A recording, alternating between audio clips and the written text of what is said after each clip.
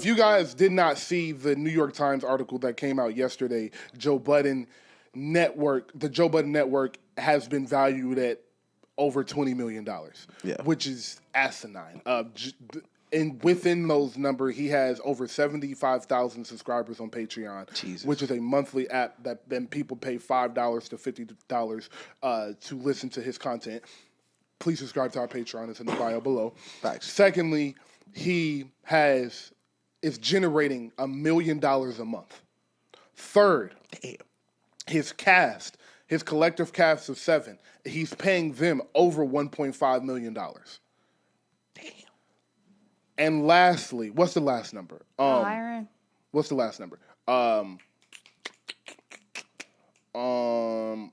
forgot the last number. It was one more last time. I'll take that out. Yeah. But yeah, so he has. Why this is so special is because this is a true testament of a delusional belief. And for those of you that don't know what I mean by that, to get to where these mega superstars are, it takes a delusional type of belief in yourself and a lot of backing. Yeah. To get to where Joe Budden got, it takes delusional belief and then some more. Yeah. And then some more. And then some more. To start a platform, first off, he was on Spotify. They were paying him, I believe they said the Spotify deal was paying him like, it was a 2-year, $20 million deal or something like that. Yeah, that's what it was. And so $10 million a year. Most people just keep recouping that, but that's a $10 million. I'm cool with that. God, yep. He left Spotify because they would not give him what he wanted. He had, do you remember the deal? It was a 4-year, $40 million deal on the table. Or 4-year, $44 million deal on the table. He said, no, that wasn't enough. They didn't want to give him the benefits him and Ian wanted. And he went independent and went straight to Patreon and said, I'm going to go direct to consumer. And for the past 6-7 years, he has been building his content on Patreon. And he doesn't cheat his Patreon subscribers. If you guys don't know, Joe Budden drops on Wednesday and Saturday, which is asinine for a podcast to do anyway, to drop twice a week. But then like 3 on hours Patreon, he drops on Monday and Friday. Yeah. So there are 4 shows a week coming out from this one podcast. Yeah. And now on Patreon, there's a behind-the-scenes show with Mark and Ian. Yeah.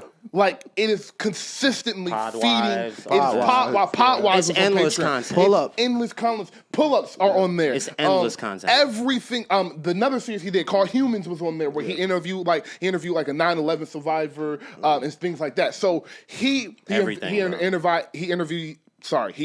the guy that shot Osama bin Laden. So he got some real great content in. But it is just a testament to delusional belief and that you can really, really do anything you put your mind to. It is inspiring to me, to Ish, because we are looking up at him at the top of the totem pole like, we can actually get there. Like, we didn't have the Pump It Up and the Moon Music 2 to give us the backing to get us started. Right. But shit, eventually we gonna have the show about nothing that's gonna serve with our Pump It Up, and we're just gonna be able to keep building off of that and eventually get to that. And I'm not chasing a dollar amount, but chasing a feeling, really, a feeling to where, okay, I've done what I've needed to do, and I feel like Joe is still rising at that point, but also now he's able to look back and really appreciate, I really did this shit from the ground up, bro. His on 10 years, 800 and something episodes, plus another 200 or 300 Patreon episodes. Yeah. It is a testament to hard work, diligence, and an unreasonable amount of self-belief, bro. That's my favorite podcaster in the world. He deserves his flowers. This is like truly fucking madness. He built a $20 million company independently, dog. Yeah. That's nuts. It's him and his manager. That's fucking crazy. Yeah. Off of his voice and ideas. Yeah. Never stop, bro. Listen, you talking about his delusional confidence. One of my first introductions to Joe Budden was him walking out of a Hot 97 interview, ironically enough. And I will never forget, I guess, Joe Budden, because I was unfamiliar with Joe. Like, I had seen some in the pod, but, like, of course, I know Pump It Up, but I don't know, like, the intricacies of him getting dropped from Shady and, like, the stuff that was going on behind the scenes. But one of the most crazy things, and now that this article came out, I might put it on Twitter so it'll go viral, but Peter Rosenberg and Ebro. So let me just give you backstory. So they kind of like jumped him in an interview about firing Marissa Mendez from the Joe Budden podcast. Yep. And basically, of course, y'all know Joe Budden. He was like, yo, she can feel how she feel. Y'all feel how you da fucking this shit. Left. He get up and leave, and the YouTube video keeps going. And Ebro and Rosenberg start legit just hating on this nigga. Like, talking about how it's nothing but new people. That's what they good for. Him, how he can do whatever he want, and look who's around you, not your friends, but this new manager, da-da-da. And for Joe Budden to look all the prior shit he was doing in his rap life, his connections and all that, and know, like, nah, I'm a trustee. I know what we're doing with the pod. I know what my voice is. And to stay along that track is just to amazing. Lose your co-host that your fan base has fallen in love with, and they've built hives around. And this is the Joe Budden podcast. Yeah. I know nothing without Rory and Mal on this podcast. To watch that fall, facts, reinvent, hire your best friend, one of your longest partners, your best friend on the show, Parks, stays loyal, your manager stay around, you fight. We need a female voice up here. Let me go get the most famous video vixen, one of the baddest women that's ever existed on this planet. It's in the list of 4. We need a little bit more entertainment factor. Okay, let me go get one of the most entertaining people, one of the most well-known people in the region that I'm primarily broadcasting to, the New York, New Jersey, PA area, and Queens Flip. All right, we need a little bit more seriousness, and I want more education on these political topics since we're getting a more adult, more of a adult audience. Let me go get the doctor. Let me go get Dr. Lamar Hill, been on CNN, Fox News, political expert. The only thing I wish Mark was on the show when Umar came. That's the only wish. But that's the thing. It's so many classic Joe Budden episodes. Like it's so like no cap. If you pulled up my computer and typed in Joe Budden F, it's gonna say Fancy Feast because I've watched the Fancy Feast episode of Joe Budden 40 million times because it's a 4-hour pod about the beef. Like a bunch of, and if you watch it on Patreon, you can listen to the songs. Like there are so many like time capsule moments. And for the niggas that was really there, everyday struggle was supposed to be this. It was. It was. Everyday struggle was supposed to be this. And Complex let them walk out the door. Like, could you imagine, in hindsight, if Ak and Joe Budden were doing a morning show every single day still? You know how crazy that would be?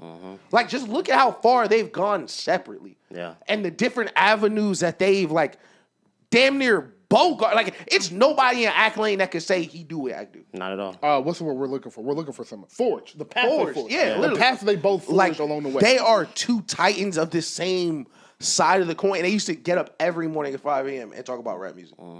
For money they making a month now. Shout out to Nadeska too. Shout out to Nadeska. Shout out to Nadeska doing everything at Apple Music too. Shout out to Nadeska for sure. But like Joe, like this is special, bro. This is something that needs to be talked about in black media because this is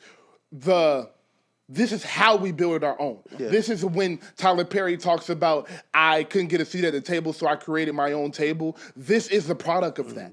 And I don't think people are giving him the flowers he deserves because what you don't understand is a black man has built an 8-figure network in a growing industry, in an industry that is 10 years old. He has 8 figures. What does 10 years look like for the Joe Budden Network? What does 30 years look like from now on the Joe Budden Network? Because when you get these 8 figures, and there's a reason you put these articles out, because now the people with the 100 and the people with the 200 are like, oh, if he can generate this by himself, what can he do if we partner up? Yeah. And that's how you get these large lump sums of payments. And that is how you get these separate shows. Mel and Ish got a show now. Ice and Parks got a music podcast now. And we all fall under this umbrella. Subscribe to the Off the Top Rope podcast. We see how to do it, baby. Yeah. Hey, Joe, we watching, baby. We watch and learn. We watch and learn. Shout out to you. Shout out. Like, it is incredible for one of us to do something this impactful